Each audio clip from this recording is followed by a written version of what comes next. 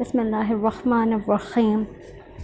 मैं एक बात बताती हूँ कि मैंने कैसे कोरिया का वीज़ा अप्लाई किया। इसका मैं अभी वजह बताती हूँ। देखो, साउथ कोरिया की कॉन्सुलेट है कराची में, डिफेंस में। मैंने अप्लाई मेरे ख्याल से उस साल किया था जिस साल कोरोना आया था, उससे पिछले साल, वो मेरे ख्याल से 2019 बना। ठीक है, मैं जब कोरिया का वीज़ा अप्लाई करना चाह रही थी तो मैं पहले वहाँ पहुँच नहीं गई थी मुँह उठा के। पहले मैंने उन्हें 2-3 दफ़ा डिफरेंट वक्तों में, यानी कि एक ही साथ 3-3 दफ़ा कॉलें करके मालूम किया। जो जो उन्होंने कहा मैंने वो फॉलो किया। ऐसा नहीं है, क्योंकि मैंने पूरा लिखा अपने पास, अच्छा ये कह रहे हैं, ये कह रहे हैं। उनसे कोई डिक्टेशन नहीं ले रही थी, लेकिन अपने पास सारा नोट कर रही थी कि अच्छा ये चीज़ें सयाहती टूरिस्ट वीज़ा के लिए। अब हुआ ये कि जिस दिन मैंने जाना था, अच्छा इन्होंने मुझे चीज़ें क्या कही थी पहले वो बता देती हूँ।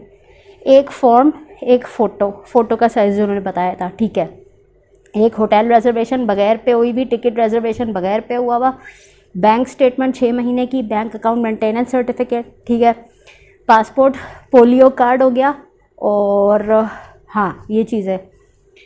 अच्छा, अब मैं एक बात बता रही हूँ, कवरिंग लेटर। ठीक है, अब मैं, और फीस जो कि शायद 6200 या 300 उस वक्त थी। अब ये सब चीज़ें इकट्ठा करके मैं पहुंच गई इधर। ठीक है, बैंक स्टेटमेंट में उन्होंने मुझे कहा कि हम आपको नहीं बताएंगे कि कितने हो।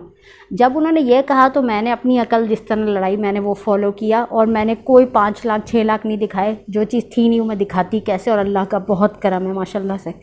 तो अच्छा, जब मैं पहुंची डिफेंस में ढूंढती हुई कि अच्छा वो झंडा लगा हुआ है ऊपर, मैं पहुंची जब, तो अब बाहर बेंचों पे लोग बैठे हुए हैं। अच्छा, गेट बंद है उनकी कॉन्सुलेट का, बाहर इनके 2-3 गार्ड खड़े हुए यूनिफॉर्म में, और बेंचें लगी हुई हैं। अब बेंचों पे जगह नहीं। जब मैं आई तो मुझे गार्ड ने कुर्सी दी कि भाई आप बैठ जाएं। वो भी बूढ़े गार्ड ने, मुझे बड़ा अच्छा लगा माशाल्लाह, अल्लाह उन पे करम फरमाए। उन्होंने मेरे साथ इतना अच्छा किया। उन्हें बल्कि पंखे का रुख भी कह रहे थे कि इसकी तरफ कर दो। तो मैंने कहा बाबा इतना किया तो ऐसा करो, एसी भी किसी तरह नहीं, मदद करी। अच्छा, उसके बाद क्या हुआ, अब मैं देख रही हूँ वहाँ क्या हो रहा है। सारे बैठे हुए हैं, कुछ भी नहीं हो रहा है। एक खिड़की है, खिड़की मैंने नोट भी नहीं की, मैं ऐसी बैठी हूँ। अब मैं देख रही कि हो क्या रहा है। तो मैंने ऐसे ही पूछा, मैंने कहा कि आप लोगों ने अप्लाई कर दिया है? नहीं। तो कुछ ने कहा हमने तो जमा करा दिया है। तो खैर अब बैठी हूँ, अचानक ना गार्ड के पास एक फ़ोन था, उस फ़ोन पे से कोई आवाज़ आई, पता नहीं क्या, स्पीकर पे कोई आवाज़ आई या इंटरकॉम से, किसी औरत की ना। तो बहरहाल गार्ड ने कहा कि आप लोग ना लाइन बना लो। अब औरत और आदमी एक ही लाइन में, मैं भी लाइन में जाके लग गई। मैं देख रही यार क्या हो रहा है क्या। तो अब एक खिड़की है बिल्कुल ऐसा, अच्छा आपको अभी तो मेरा इर्द गिर्द नज़र आ रहा है, समझे यही पूरा है, ये पूरा हर जगह यही है, कुछ भी आपको नज़र नहीं आ रहा।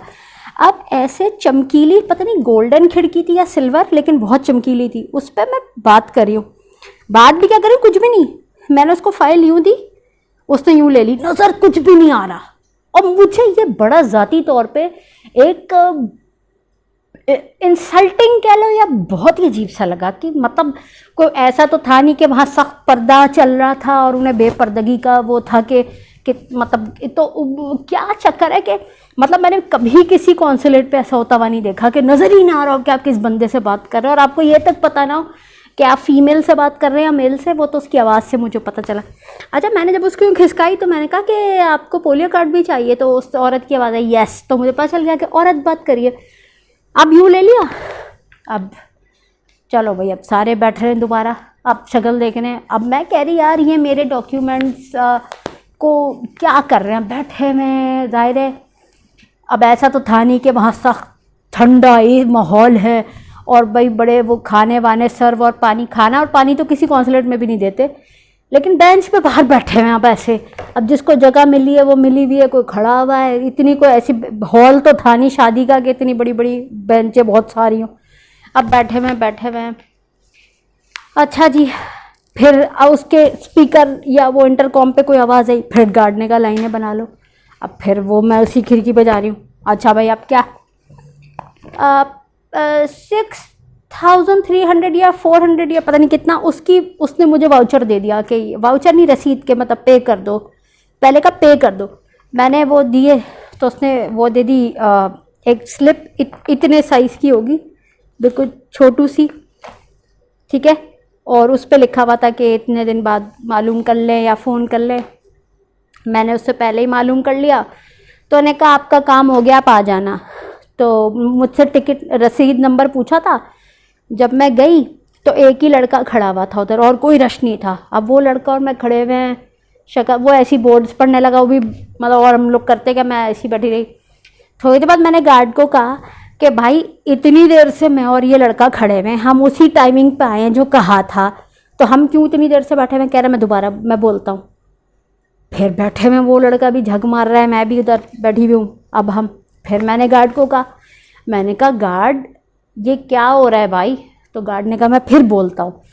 तो बहरहाल हमें फिर खिड़की पे लग गए। अब वो लड़का चूँकि मुझसे पहले था तो अखलाक के तौर पे ज़ाहिर है मैं पहले नहीं घुस गई जाके कि मैं कौन, नहीं देखो मैं खातून हूँ और चूँकि तू पागल का बच्चा है, तो मैंने वही लगा फिर जाके खिड़की पे मैं उसके पीछे लग गई।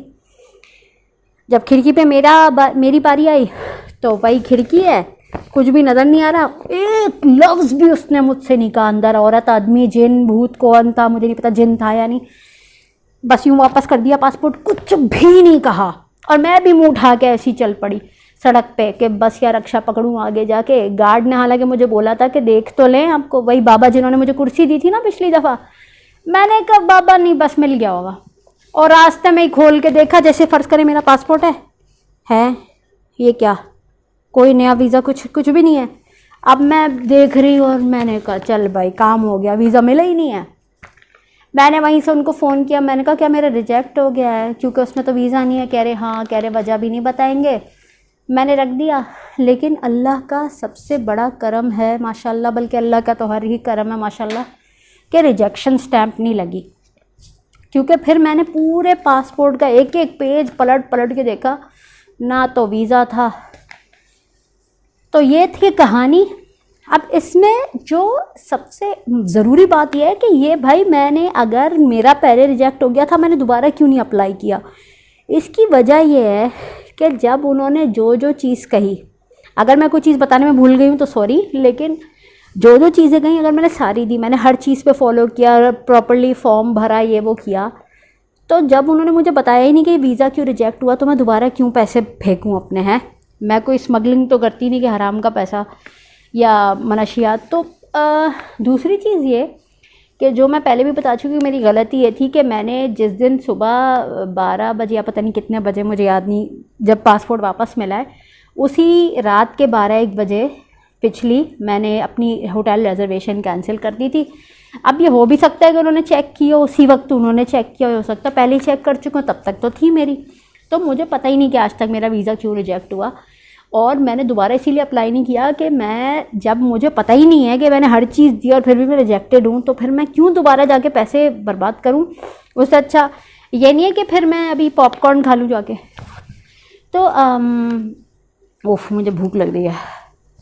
अच्छा खैर, हज ज़रूर करें अगर आप अफोर्ड कर सकते हैं हलाल पैसों से, और आप पे मतलब आप पे बनता है करना, तो आप ज़रूर करें। ज़िंदगी का तो कुछ पता नहीं होता, मैं ही क्या पता इस वीडियो को अपलोड करने से पहले लुढ़क जाऊँ आप, तो इसलिए अल्लाह रहम फरमाए। अस्सलाम वालेकुम।